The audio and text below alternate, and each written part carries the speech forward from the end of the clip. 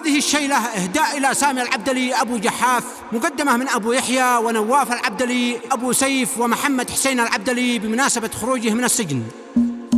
وبازلها الشعر موزون وانسجم يا تهوي كل عون في رجوع الشهم ذي مسجون العباد قامت الافراح وفي رجوع الشهم ابو جحاف طاير الفرحه بسعده طاف خط ابو يحيى مع نواف لك مراحب من جزال اصحاب ولك مراحب نصها محدود للخوي سامي وحين يعود ذاك من نسل الوفا والجود اشهد انه للكفو مرزاه ومن ابو يحيى مع نواف من محمد شعرها والقاف رحبوا بقدوم ابو جحاف والسعد فوق العباد الله وفي رجوعك طابع شطاف في خروجك يفرح الاصحاب والولد والفل والوزاب عطرها جوف العباد الفاح ويا امام فوق متن الراس انت يا سامي اعز الناس انت من معدن ذهب والماس وانت ريش الاهل والاجناح وفي وصوفك تعجز الامثال الف